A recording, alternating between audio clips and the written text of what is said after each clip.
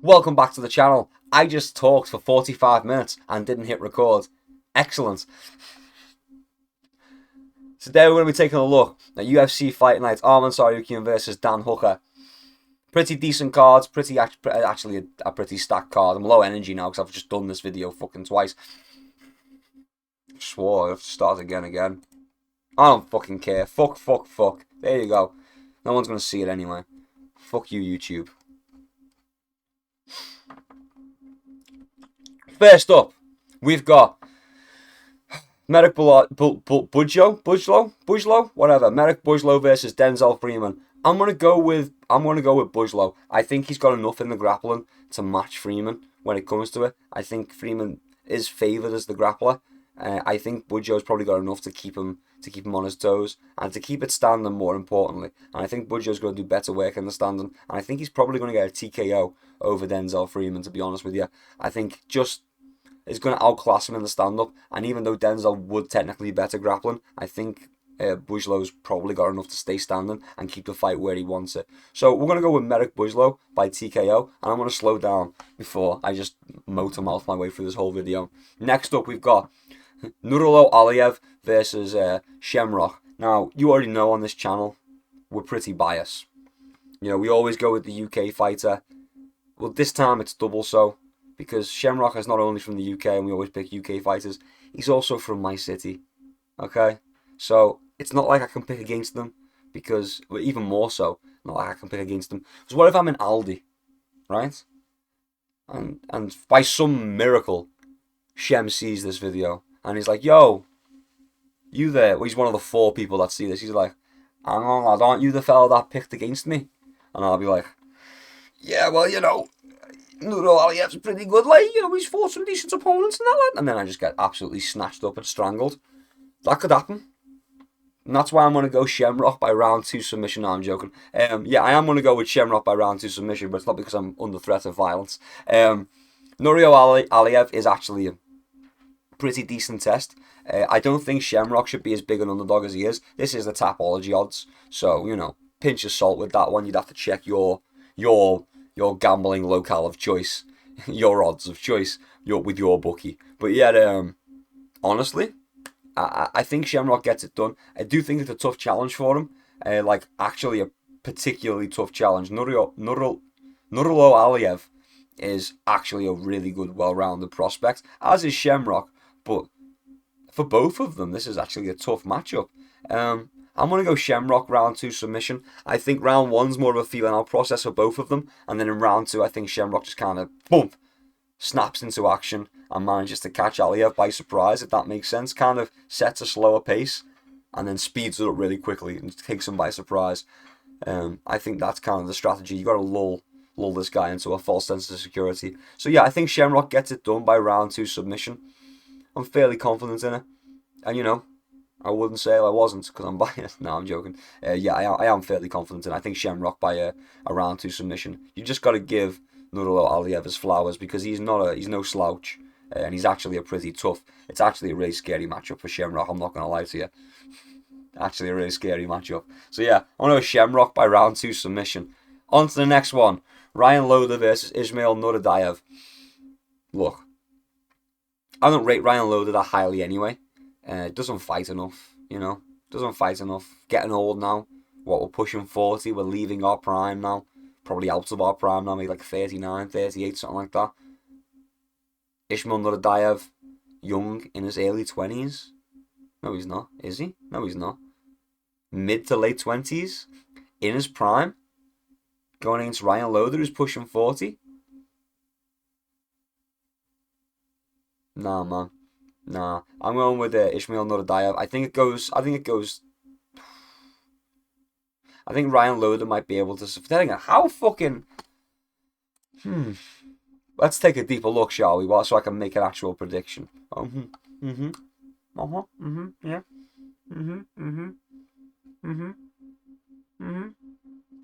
I think it's going to go to a decision. I think Ismail Nuradayev takes it to a decision. I think Ryan Loder is going to be able to survive. So yeah, I'm going to go Ismail Nuradayev by submission over Ryan Loder. I think Ryan Loder will be able to survive, and it will go to a decision. On to the next one. Beksat Almakhan versus Alexandre Topuria. I'm on the hype train. I'm behind Alexandre Topuria, just like I am Ilya, to be fair. You know, they're not like the Bonfim brothers, where the Bonfim bros will, like, they'll share a camp, they'll share a gym, they'll share a card, and they won't share the glory because one of them will lose, both of them will lose, you know? Sometimes they both win. But you know what I'm trying to say. Like, when you divide the attention of your gym in a fight camp between the two of you, neither of you are getting 100%. You're both getting like 50%, right? Because you split it in half. That's what the Tuporias do different. The Tuporias one steps back. That's why we haven't seen Ilya. Remember how active Ilya was when he was fighting all the fucking time? All the time. He's took a little step back now. And now we're seeing Alexandre is getting a little bit more, popping up a little bit more frequently. Because we've swapped the focus now. They're taking turns getting each other to where they need to be. And I kind of like that. And you know Ilya's going to be in his corner. You know Ilya's going to at least be there if not in his corner. So yeah, I'm going to go with Alexandre Topuria. I'm liking Alexandre by TKO, to be honest with you. I think Beksat's best chance is probably to grapple with him, but Alexandre Topuria is probably going to be able to stuff most of those takedowns and break the clinches and land damage on the exit as well. Like, he didn't look amazing in his previous fight. He didn't look amazing in his previous fight, Alexandre Topuria. But you've got to think he was trying to aura farm, okay? He wanted a TikTok clip, okay? He wanted a TikTok clip. Because just like, this card's stacked because we're in the Middle East, we're in Qatar. But that's the thing, Middle East money makes the UFC go round. And there's probably only one other thing, according to Dana White, that makes the UFC go round. And that's views on, like, Instagram and TikTok. And Alexandre Topuria knows that. And he was trying to aura farm because he wanted someone to make a TikTok editor of him. That's all it was. He's actually a lot better than his previous performance would lead you to believe. I swear. I'm on the hype train. Choo choo. Alexandre Topuria by TKO. On to the next one. Yeah, I'm not surprised. Abdul Rahman Yakhaev versus Rafael Cachuera. Cachuera? Whatever. Who fucking cares? Rafael's getting knocked unconscious. Rafael has got like a paper chin. He gets knocked out all the fucking time. Abdul Rahman is being fed an easy opponent. He's being fed an easy W. I don't know why we couldn't have given, Shamrock an easy W. Why do we have to stack him up against Nurmagomedov? But whatever. It's fine. We'll survive. We'll get through this. Okay, we'll get through this. So yeah, we've got Abdul Rahman Yakhaev versus Rafael Cachuera. Yeah, we'll go Cachuera. He's going to get rocked. He's going to get his chin blasted off of his head by Abdul Rahman. He really is. He's going to have his soul exercised from his body, as he does in most of his fights. So yeah, honestly, just an easy win for Abdul Rahman. With those odds, I hope there's an upset just to fucking piss some people off. No, I'm joking. On to the next one. We've got that by Abdul Rahman Yakhaev by TKO. On to the next one. Alex Perez versus Asu Almabayev. Actually, a fucking sick matchup. I'm going to go with Asu Almabayev. Or am I? Alex Perez has fought a better caliber of opponents. He hasn't won against a better caliber of opponent, but he's fought against a better caliber opponent, right? He's lost to, like, Mohamed Makayev, fucking Alexandre Pantoja, yeah. So he's lost to, like, Tatsuya Taira's maybe like an iffy one. Maybe a bit of an iffy one. But that was from a knee injury, right? So, it's a bit... It's a good excuse. It's a good bit of cope. No, what? He lost to Davidson Figueiredo, who is pretty fucking good, and 4 years ago was even better. Alexandre Pantoja, current champion. Mohamed Makayev. Okay, he's not in the UFC, but he got kicked out of the UFC for being a bit of a prick. Not because he's not good at fighting. In fact, he's undefeated inside of the UFC, I do believe. And he's also on a streak outside of the UFC right now. So not really anything to scoff about, taking him to a decision as well. Nothing to scoff about at all. And then you've got Asu Almabayev, who, is doing better as of recently, but isn't fighting the same caliber of opponent. And in fact, when we get to a guy who is up in that range of a maybe Muhammad Makayev or a Tatsuo Taira, he lost to him.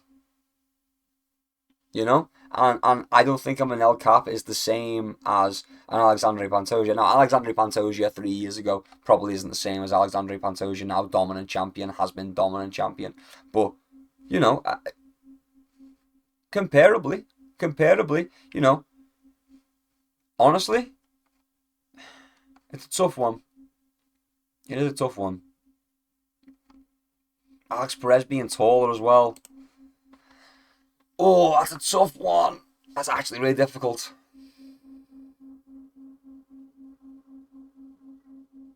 I can't believe I'm doing this. I'm picking Alex Perez. I'm going with an American. I know he's got like an Espanol, Latino last name with Perez. So yeah, I want to go with Alex Perez. I think he's going to get it done. I really do. I think he's going to get it done. Who's the dog? Is he the dog as well? Slight on the dog. Fuck it, I'll take that for the money. Alex Perez. I'm going to go with Alex Perez. I think it probably goes to a decision. Both guys are pretty tough. I can't see them making a lot of mistakes. But yeah, I'm going to go with Alex Perez by decision. On to the next one. Nicholas Dalby versus Saigid Izakagayev. That's why I went with his name second, because I can't say it. So Saigid is probably going to get beat by Nicholas Dalby. I know, right? Crazy.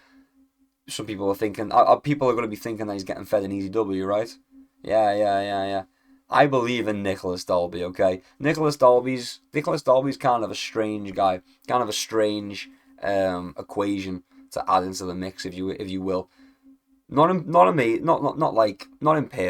not invincible, but like actually is a tough dude and will actually push the pace. And a lot of the time, these guys that are Russian kind of have, I don't want to say fake records, but they're not thing. At least he was fighting in one. To be fair, at least he was fighting in one. More recently, that makes you think higher of him. Everyone's thinking, here's the thing, right? Dalby's really good at surviving. Dalby's really tough. He can survive, and he can take a bloody beating and still come back and win a fight. So I'm going to go with Nicholas Dalby. I'm going to be honest with you. I don't think Sagan's going to have faced the adversity that Nicholas Dalby's already pushed through time and time again, win or lose. Even in the fights where Dalby loses, he's in there right up until he's lost. Like, he's fighting all the way through. The man is like a man possessed in the cage. He's like a man possessed in the cage. He refuses to lose even when he loses. Like, he's a tough dude. Tough dude is Nicholas Dalby. And I think that grit's probably going to get it done over Saigid. I think Saigid's going to be like, why you not getting tired? This not make any sense. I do not get it. Привет, you're Ruski, it's not getting tired. Anyway, aside from my terrible Russian accents and terrible Russian language speaking, I'm going to go with Nicholas Dalby. It's actually a long shot, I'm going to be honest with you, but the way I see it, if we take a little bit of a deeper dive, the way I see it, sure, he's coming off 2 losses, and they're not to, like, incredible opponents, but, that's all right. A split decision loss over for Kretinov, for Kretinov. Getting knocked out by Randy Brown. Randy Brown's actually got hands though. So yeah, put that on your pipe and smoke it. Knocked out Bonfim. We picked them to beat Bonfim in that fight. This predates the channel, but we picked them to beat Bonfim in that fight. Sure, it's the shitter Bonfim, but we picked them to beat the shitter Bonfim. A win over Muslim Salikov as well is pretty good. I suppose he is 41, which isn't really good for Nicholas Dalby, is it? It's a tough one. It really is a tough one for me. I just feel like he's tough enough to stay in the fight, at least all the way to a decision. I don't think he's going to get knocked out. He might get submitted. I don't think he's going to get knocked out, though. I don't think it's going to be like a Randy Brown, just bump and he's out, you know? It's a tough one. Fuck it, you know what? I'm doing it anyway. At 41 years of age, I'm going with Nicholas Dalby. I'm going to do it as an underdog as well, as like as a plus 280 underdog. I'm going to go with Nicholas Dalby. I've gone with a few underdogs, haven't I? Let's see how it goes. Next up, we've got Luke Riley versus Bogdan Grad. I've said it before. I'll say it again. I'm biased on this channel.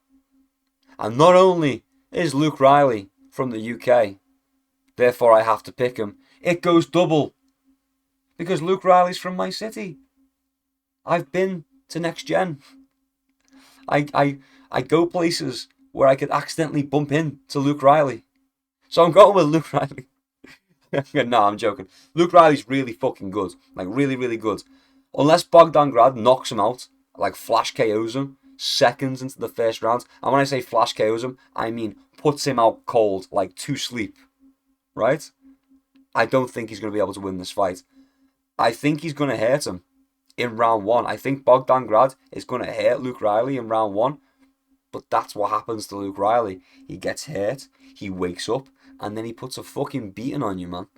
That's just how it goes. And honestly, Bogdan Grad's pretty tough. It'll take a while for him to break down, but he's breakable. And Luke Riley's the guy to do it. Luke Riley will be able to break down Bogdan Grad. Mark my words. But yeah, I think Luke Riley gets it done. I really do. I think late in round three, I'm talking past I reckon at like 3 minutes, 40-ish seconds is where the finishing sequence starts, right? The beginning of the end for Bogdan Grad starts. So yeah, I'm going to go Luke Riley.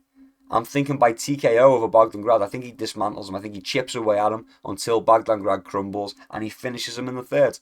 After getting hurt in the first as well, it's going to be a contender for performance of the night or like fight of the night or whatever fucking nonsense we do. On to the next one. Kyoji Horiguchi? I hope I'm saying that right. Versus Tagia Ulanbekov. I want to go with Horiguchi. I do. But I can't. I don't know if I can. See, I've got a thing for Japanese fighters in the UFC. I want Japanese fighters to come to the UFC. And I want them to do well. Because I love the Japanese style of fighting. It takes like the best part of Mexican like stand-up, you know, where Mexicans are super good. Not all, but you know, the majority. If you've ever boxed a Mexican, you'll know what I mean. Mexicans are tough. They'll happily take punches to give punches, like happily. And it's the same with Japanese fighters a lot of the time. They're happy to take some damage to land some damage back. And it just doesn't seem like it goes in their favour inside of the UFC. It really doesn't. But, you know, I like it. It's entertaining. And then when they grapple as well, it's just scramble. Constant scrambling. I don't know, man. I'm talking myself into it. No, I'm going to Tagia Ulanbekov. I'm going to Tagia Ulanbekov by submission. Yeah, fuck it. I'm going to go Tagia Ulanbekov by submission. On to the next one. Waldo Cortes-Acosta versus Shamil Gassiev. Why have they done this to poor Waldo Cortes-Acosta? Putting him up against the king? The king, Shamil Gassiev? The gas man? Shamil the blob? I'm interested to see what happens. I'm really interested to see what happens. Obviously, we know what happened with Waldo Cortes-Acosta's last fight, his previous fight. Got poked in the eye by Ante Delia, then knocked Ante Delia out when the fight restarted. Pretty good performance, shat all over Tom Aspinall, and now he's been given Shamil Gassiev. Jumped up the rankings after his previous win. And now they're going to see he belongs there by giving him Shamil Gassiev, the gatekeeper, the beast. But yeah, you know, Shamil isn't to be scoffed at either. Shamil can do a lot. Shamil's really well... Shamil's really well grounded. Grounded? Oh, I've been talking for too long. Shamil's really well rounded. He's very round. He's very well round. He's good at everything. He's good everywhere. And I feel like, although Waldo Cortes-Acosta is also good everywhere, I feel like Shamil might actually be better at mixing it up. I think Waldo Cortes-Acosta might have a better gas tank, but who's to say maybe that, that time out sat on the stool after getting poked in the eye was what gave him the energy to knock out Ante Zulia. Who knows? Who knows? Because he was losing that fight. He was losing that fight up until that point. So interesting.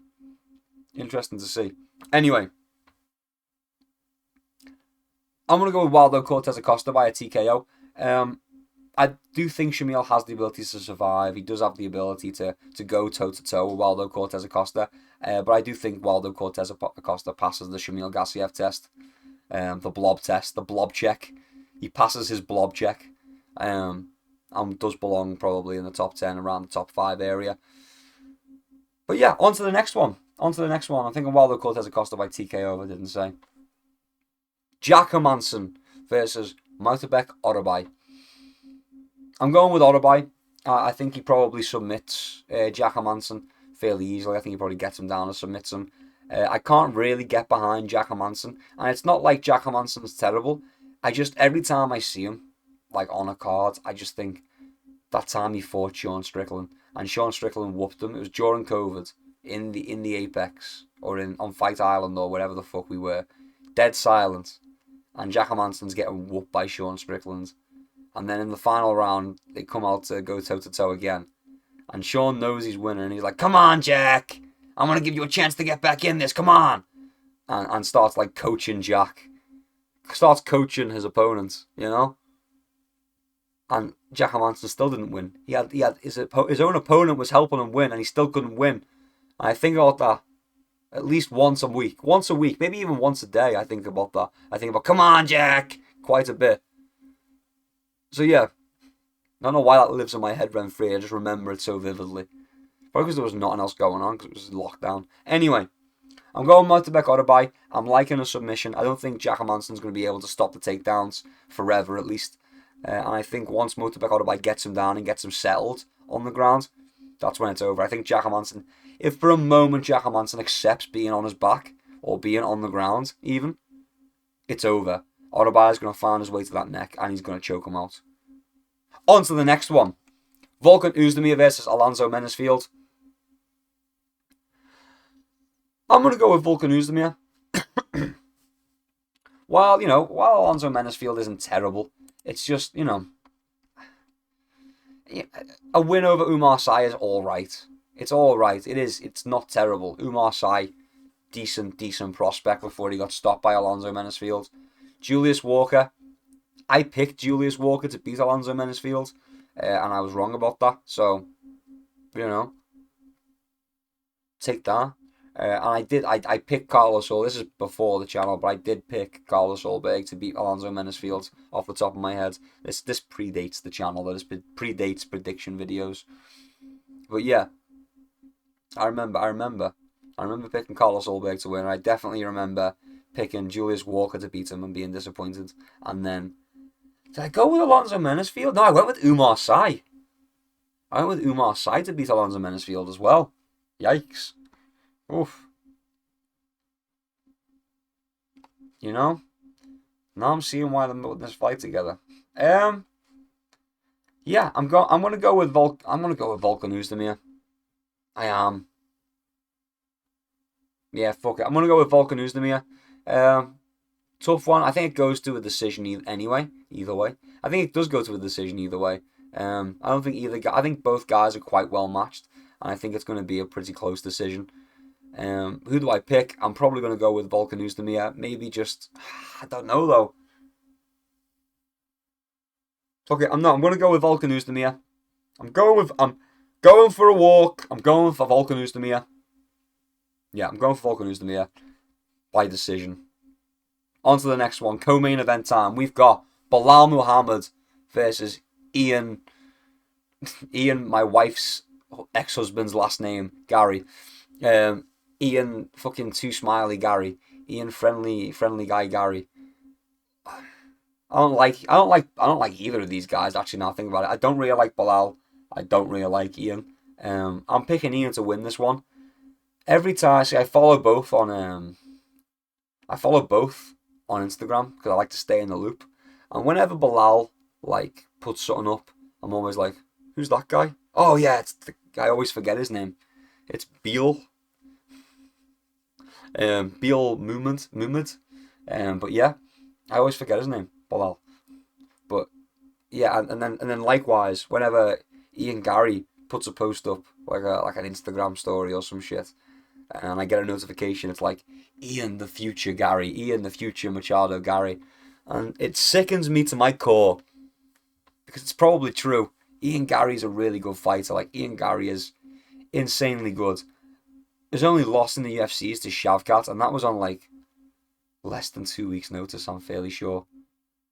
I'm not 100% on that, but yeah, on short notice at the very least. I'm not sure how short on it, but it was very short notice, and it was a decent fight. It was a boring fight, but what did you want Gary to do on such short notice? In fact, he made it quite difficult for Shavkat.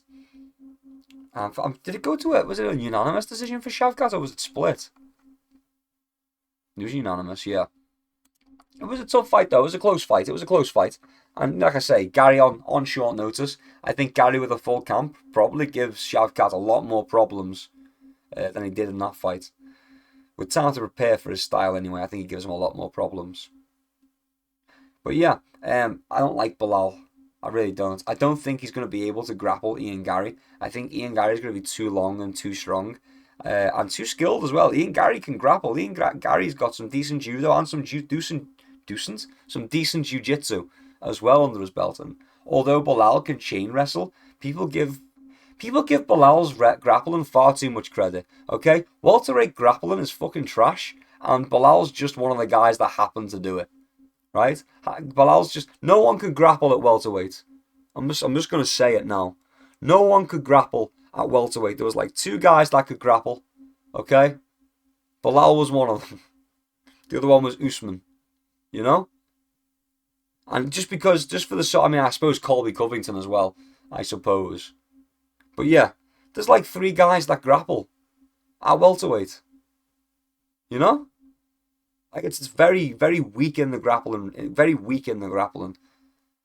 And just because Bilal was the best of the worst, don't mean much for me. And he's not faced off against Ian Gary, who can mix it up well. He's going to defend takedowns, and when Bilal goes to reset and like get back in on the leg, like to immediately, change and get back onto the leg or something, he's going to eat something big. Ian Gary is ridiculously fast and has ridiculously good space management, distance management. But yeah, I'm going to go with Ian Gary. Honestly, I'm going to go with Ian Gary. I think Bilal Muhammad's going to get knocked out. I think he's not going to be able to take him down. I really don't think he's going to be able to take Ian Gary down. I think Ian Gary's going to pick him apart. Bilal's going to get absolutely fucking exhausted from just the constant body shot. It's going to be body shot after body shot. Loads of teep kicks. Just stabbing him in the gut over and over again. Bilal's going to get exhausted. And he's going to get knocked out by Ian Gary. And I'm not just picking Ian Gary because I'm... UK fighters, I go with the UK fighters. I've said this twice already. Of course I'm going with Ian Gary, is what you thought. I don't like Ian Gary. Not because he's not a sick fighter, and not because I don't believe he's possibly the future of mixed martial arts, as his Instagram name claims. It's because I don't like him. He's too fucking nice. Despite everything else, I don't want to get like... I've shat on him before, right? Let's not retread this old news, okay? I don't like his personality. He's too friendly to fucking everybody, or he's too much of a fucking sly little bitch to everybody. It's just one or the other with him. He's either killing them with kindness, or he's doing some scheming, conniving fucking nonsense, like putting mugshots on a t-shirt, and accusing people of abusing their children, Like, it's there's no fucking middle ground with Ian Gary. He's either fucking sickeningly nice, or just a fucking utter prick. And I could get behind either if he'd stick to one, but you never know whether he's coming or going. But yeah, I'm going with Ian Gary, and I'm going to go with Ian Gary by TKO over Bilal Muhammad. I think Bilal's done. I really do. I think Bilal's done. Just like Usman's done. Just like Edwards is done. I think winning the belt at welterweight is a curse. I'll just put it that way. The belt absorbs your power and you die at the hands of the up-and-coming contenders. Anyway, next up, and finally, the main event. Arman Tsarukyan versus Dan Hooker. Arman's going to win, but also fuck Arman. You know, he waited around for this fucking easier matchup. Let's be honest. I mean, yeah. But you can't even make weight. I hope he doesn't hurt his back. I hope he doesn't hurt his back again. You know, the fat cunts. I hope all the caviar and cheeseburgers fucking destroyed his cardio, and he gets walked by fucking Dan Hooker in the later rounds. I really do. I really, really do. But I think Arman Tsarukyan's gonna win. I think Arman's gonna win. Probably, possibly a submission. It's gonna end on the ground. I could see it being a submission for Arman Tsarukyan, to be honest. I could see him getting a pretty nasty fucking guillotine, maybe a ninja choke standing on Dan Hooker. It's a tough one. Yeah, I'm going. It's tough because I don't want to do it, but I'm doing it. I'm going with Arman Tsarukyan by submission over Dan Hooker.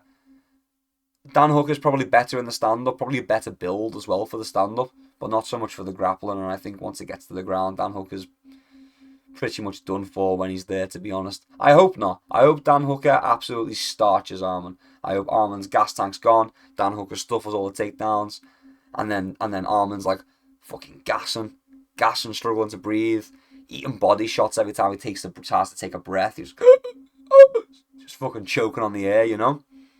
I hope that's what happens. But yeah, unfortunately, I'm going to have to pick Arman to win this one. So yeah, I'm going to go with Arman Tsarukyan by submission over Dan Hooker. Oh, it pains me to say it. I hope not. I hope Dan Hooker can knock him out. Dan Hooker just throws the slickest jumping knee ever. Just catches him right on the chin. You know? Anyway, I digress. That is the end of the video. If you enjoyed it, thank you very much for watching all the way until the end. I do other content. It's probably on the screen somewhere right now. But as always, thank you very much for watching. Keep your chin down and keep swinging. Peace and love. I'll see you around.